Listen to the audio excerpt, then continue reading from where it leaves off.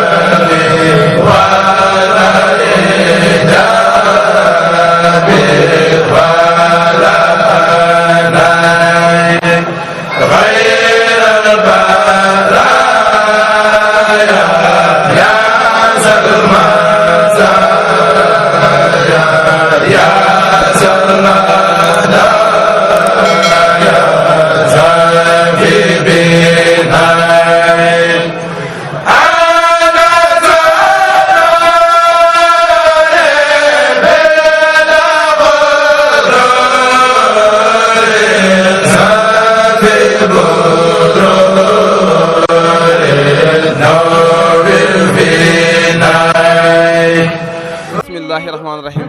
yallahu ya qadiru ya muqtadiru ya man ilayya juduhu yaqtadiru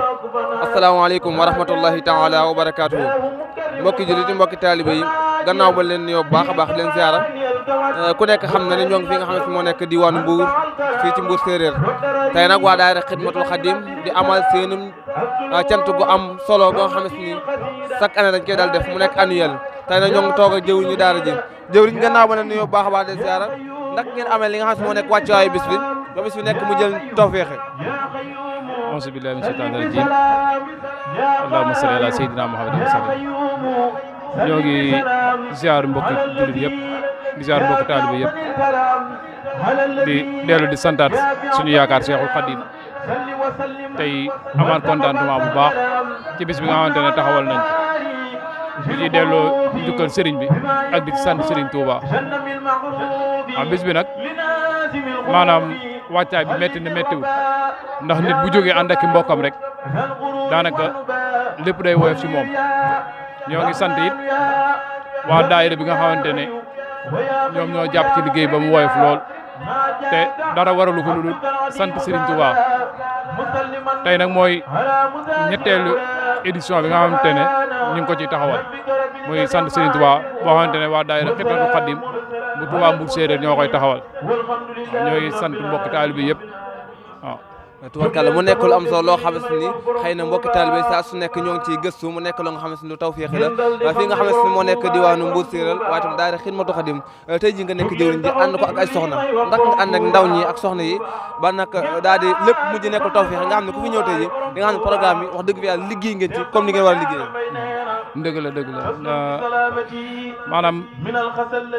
dajale bi ak waxtaan bi yëpp dafa am suñu kilifa goo xamante ne moo ñu doon tette ñu koy wax Passar bi nga xamante ne moom la ñuy defaaleel moom lañ ci fàttaliku waale ci bis bi moom moo ñu yaroon moo ñu doon tàggat ci liggéey bi mu génnee àdduna bi avant moo génne àdduna tamit ci lañ taxawal daayira bi kon bis bi mu ñu wanee ginnaaw tamit fa mu tegoon suñu tànk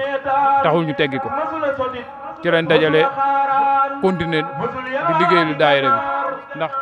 soxna yi ak tout tànk yi ñëpp koo gis mu sol fii bu la rek daanaka ci biir liggéey bi la bokk am na yeneen ñoo xamante ne sax bëgg nañoo ñëw waaye